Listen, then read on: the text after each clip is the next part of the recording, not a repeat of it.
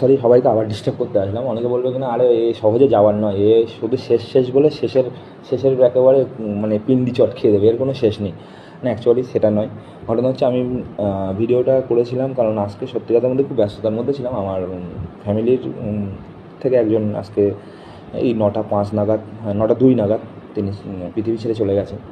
তো সেই জায়গায় দাঁড়িয়ে এখন আমি আর ভিডিওটা করতে হচ্ছে, কারণ এই রকম পরিস্থিতিতে বারবার মেসেঞ্জারে কল, ইনস্টাতে কল এইসবগুলো আসছে। তো তো আমি একটু বয়স হয়েছেন, বয়সকালেই চলে গেছেন, সেই জন্য। তো যাই হোক, আমি আমার বাড়িতে এসেই আবার জিনিসটা ক্লিয়ার করে বললাম যে সবার দেখছি এসএমএসগুলো আসছে যে মানুষ কী জানতে চাইছে, আমি তাকে কাকে কী অ্যালিগেশন দিয়েছিলাম এটাই সবাই জানতে চাইছেন। তো সবাইকে জনে জনে বলা আমার এই মুহূর্তে সম্ভব নয়, বা আমি সেই পরিস্থিতির মধ্যেও নেই। তো ঘটনা হচ্ছে কী বলে আমি কী বলেছিলাম, আমি তাকে এলিগেশনগুলো কী দিয়েছিলাম।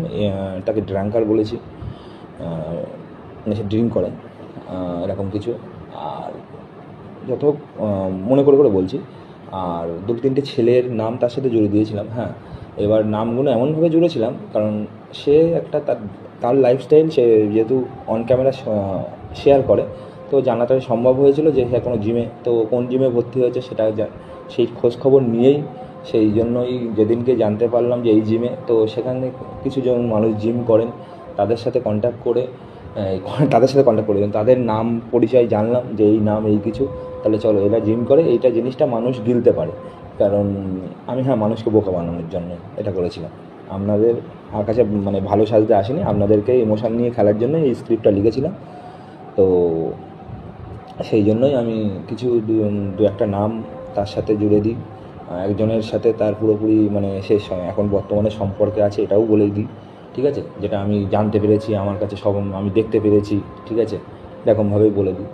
তো কখনোই কেউ যদি কারোর সাথে কোনো রকম সম্পর্কে যায়, ঠিক আছে, আমি তার সাথে ডিটেলস থাকা অবস্থায় কখনোই জানা সম্ভব নয় কার ফোন থেকে কী করছে। তো যাই হোক আমি এইসব ভাং করে আমি একটা সাজিয়েছিলাম। আর তিনি আমাকে বলছিলেন যে আপনার কথায় বিশ্বাস করার মতন কিছুই নেই, কারণ আপনি কোনো এভিডেন্স আছে আপনার কাছে? তো আমি বললাম কোনো এভিডেন্স নেই, কারণ এভিডেন্সটা তখনই আমি দিতে পারতাম তাকে যদি এর কোনো সত্যতা থাকতো। তা আপনার কাছেও বলছি সরি, কারণ আপনার সময় নষ্ট করেছি রাত্রেবেলা ফোন করে, ঠিক আছে। আর এটা অনেকে বলবে কিনা দেখো ভয় পেয়েছে তাকে, ওনাকে সরি বলছে, এতদিন উল্টোপাল্টা বলে এসেছেন। প্রথম হচ্ছে কিনা আমি ভিডিওটা শেষ করি, তারপরে আপনারা ভিডিওটা শেষ পর্যন্ত শুনুন, তারপরে গালাগালিটা দেবেন আমাকে। আর গালাগালি অবশ্যই দেবেন শোনার পরে, যে ভালো বলতে হবে না আমাকে, আমি নাম কামাতে আসলে আমি বলছি তো পৃথিবীর সব থেকে খারাপ থেকে খারাপ মানুষের মধ্যে পড়ি আমি।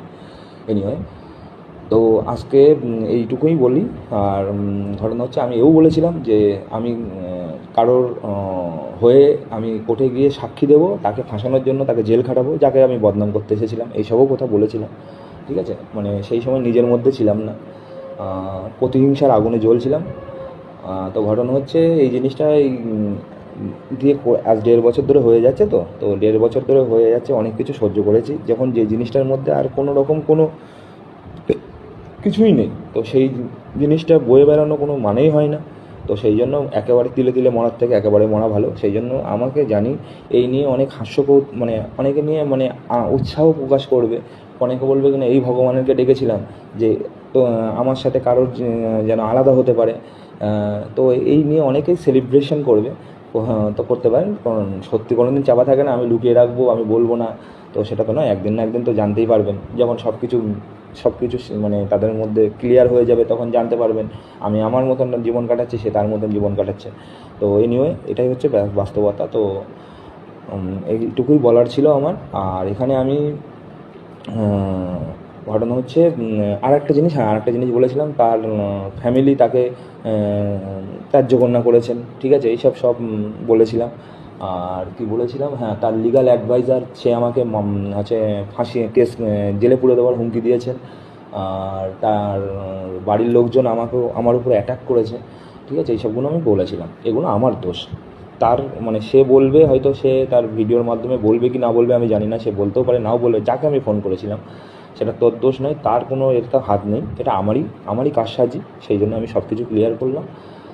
তো যারা এতদিন ধরে আমাকে গালাগালি দিয়ে এসছেন, যারা আমাকে নিয়ে কুকথা বলে এসছেন, বা ভালো আপনাদের কাছে যদি ভালো কথা হয় সেটা ভালো কথা, তো যাই হোক, যারা যারা যত রকম নোংরামি আমাকে নেমে ছড়িয়ে দিয়ে এসছেন, বা আপনাদের কাছে সত্যতা, সেটা সত্যটাই যদি ছড়িয়ে দিয়ে এসছেন, আর যারা যারা আমাকে ভালোবাসতেন সবাইকেই এটাই বলবো যে ভালো থাকুন, সুস্থ থাকুন, পরিবারের সবাই যেন আমাদের ভগবান সবাই পরিবারের সবাইকে সুস্থ রাখুক। আমি এটাই।